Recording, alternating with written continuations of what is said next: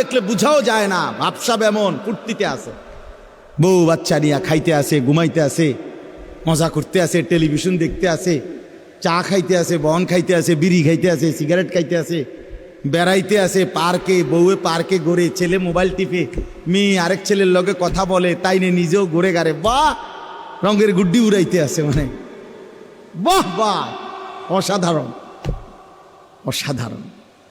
আল্লাহ তাআলা বলেন, বান্দা আউলা লাকা ফাআউলা সুম্মা আউলা লাকা ফাআউলা, চারবার বলছে এই শেষ কথা।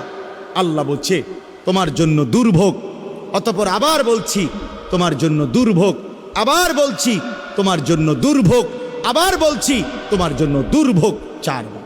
আউলা লাকা ফাআউলা সুম্মা আউলা লাকা ফাআউলা, কয়বার হলো? চার। কেন চারবার বলছে? একবার তোমার লাঞ্ছনা হবে মৃত্যুর সময়, রুহু কবজের সময়। দুই, তোমার লাঞ্ছনা হবে, তোমার উপরে কষ্ট লাঞ্ছনা দেওয়া হবে কবরে। তিন, হাসরের মাঠে। চার, জাহান্নাম। তুমি চার জায়গাতেই কষ্ট পাইবা বান্দা।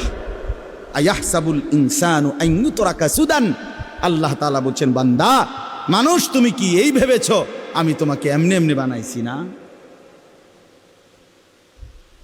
তোমার দুগা ভাত খাওয়াই দেখা, এই দুনিয়া একটু চলতে ফিরতে দিছি দেখা তুমি মনে করছো আমি তোমাকে এমনি এমনি বানাইছি? কোনো উদ্দেশ্য নাই, কোনো টার্গেট নাই। এই জন্য ভাই শেষ কথা আমার, এতগুলো আয়াতের তরজমা বলে এই কথাই বুঝাইতে চাই, আমরা যেন আখিরাত না ভুলি। আল্লাহকে ভুলে গেলে আর জীবনের কিছুই থাকে না। রাসূলকে ছেড়ে দিলে মুমিনের আর কোনো মূল্যই থাকে না। ইসলামকে বাদ দিলে মুসলমানের আর কিছুই থাকে না। কোরআনকে না চিনলে ইমানদারের আর থাকে। এই জন্য চলেন, এই অল্প কয়জন মানুষ কষ্ট করছেন, বৃষ্টির ভিতরেও কষ্ট করে আপনারা বসছেন কাদার মধ্যে। আল্লাহ তাআলা আপনাদের এই বসার মধ্যে বরকত দান করেন। যুবক ভাই, তোমাদের কাছে আমার অনুরোধ ভাই, স্বাভাবিক চুল রাখো ভাইয়া।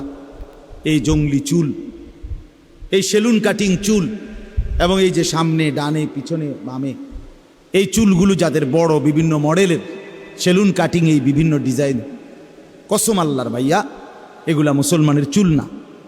তুমি খবর নিও, এগুলা সরাসরি কাফেরের চুল, বেঈমানের চুল, মুরতাদের চুল, সরাসরি কাফেরের চুল। মুসলমান এত ফালতু হয় না, মুসলমানের যুব সমাজ এত বাজে হয় না। দয়া করে সবাই নামাজ পড়ার চেষ্টা করি। আল্লাহ তাআলা আমাদেরকে তৌফিক দান করে।